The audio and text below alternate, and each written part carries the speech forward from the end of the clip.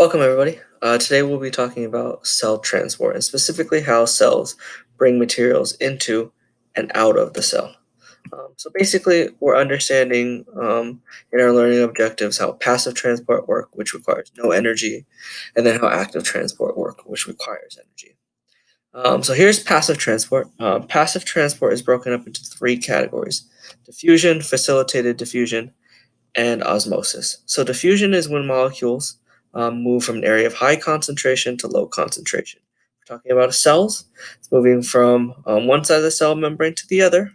In this example you see here, it is more concentrated of these little blue molecules outside the cell membrane than in. And so what happens is over time, since these blue molecules can pass through the cell membrane, they start to spread out.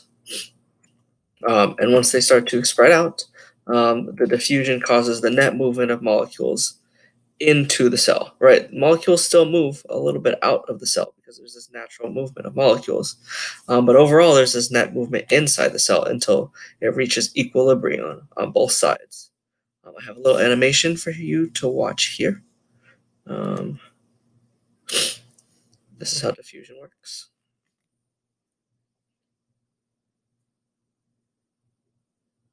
Right, where we see there's a high concentration at the very bottom, and we see over time they start to spread out until eventually they would reach equilibrium and the molecules would be evenly spread out on both sides. So that's diffusion. It's a natural process. It doesn't require any energy, and it is happening all the time in your body. Facilitated diffusion works the same way. Doesn't require energy. It doesn't require the cell to like physically move things. The only difference is facilitated diffusion happens for molecules that cannot pass through the phospholipid bilayer. Right? The molecules we just looked at in the diffusion example were capable of easily passing through the phospholipid bilayer. But this example here is with water. Water cannot easily pass through the phospholipid bilayer, so it has to pass through these transport channels like we see here. This is specifically one called an aquaporin. An aquaporin is just designed to allow water to pass from one side of the cell to the other. So again, it moves from an area where there's higher concentration to an area where there's a lower concentration, just like in diffusion, except the only difference is it happens through these transport protein channels. Um, Final example we're going to talk about today is osmosis. Osmosis does involve aquaporins, water in the cell membrane, but I want to show you an example. Here's an example where I have, let me just show you. On the right side of this little U tube, there's dissolved sugars. There's some on the left side too. But if I'm looking, there's more on the right side of this little U-shaped tube.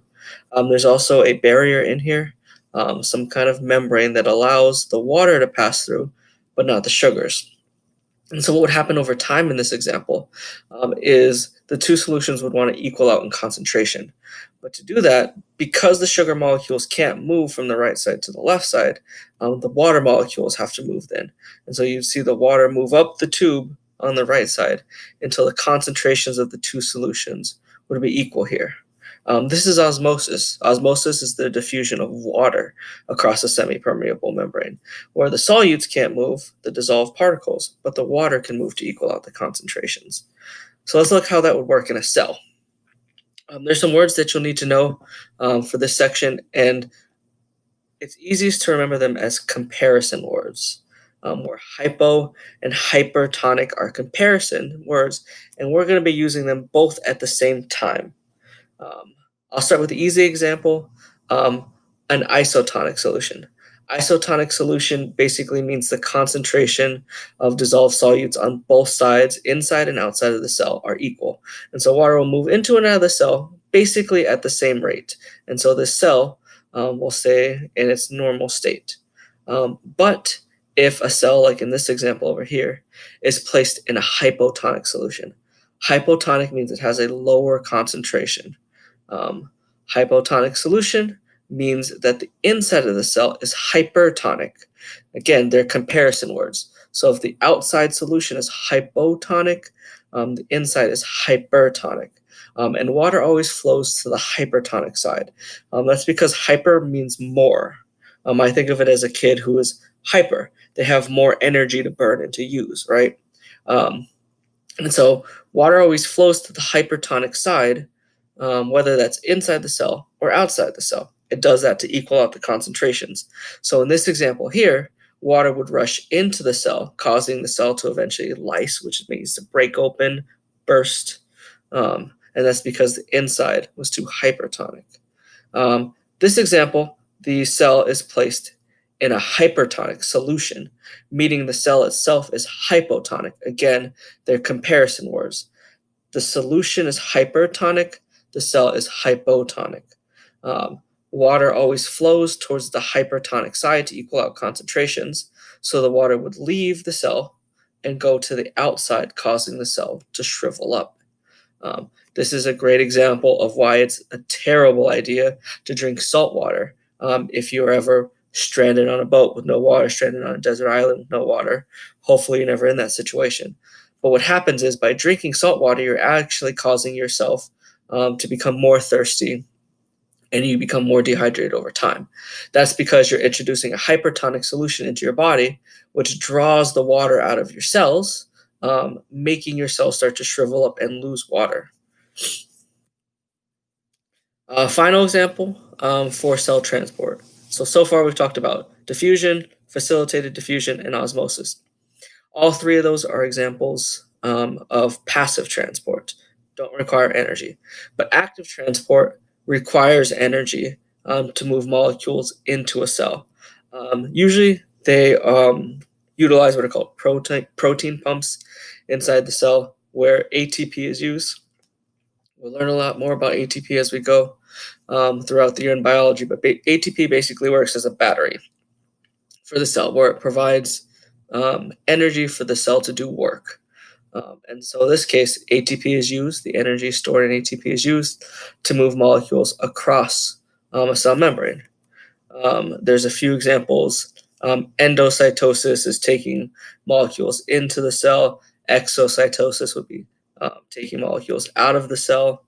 Um, the main reason, though, why energy is used in the case of active transport is because usually molecules move against a concentration gradient. All right, so what I have in front of me are two examples of concentration gradients. Concentration gradients are basically the difference in concentration between two locations. So on the right side is more on the left side is more concentrated inside the cell than out. It's the opposite in this example, where it's more concentrated outside the cell than in. Why that matters is diffusion would naturally work, let's say if we're looking at this example, with the concentration gradient. So it's more concentrated inside than out, so these little molecules would leave the cell until eventually the concentrations equal out.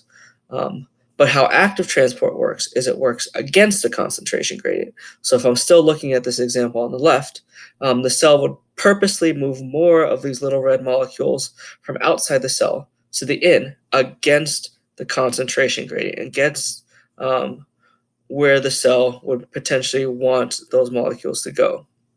And so the reason why, again, active transport needs energy is usually because it moves molecules against a concentration gradient. Here's one final example of active transport. This is endocytosis.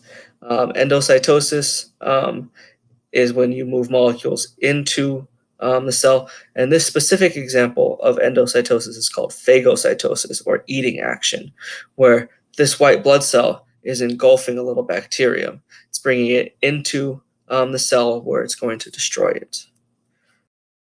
So hopefully you understood a little bit about cell transport. Again, we need to know passive transport, which is diffusion, facilitated diffusion, and osmosis, and then active transport, which utilizes energy to move molecules against a concentration gradient.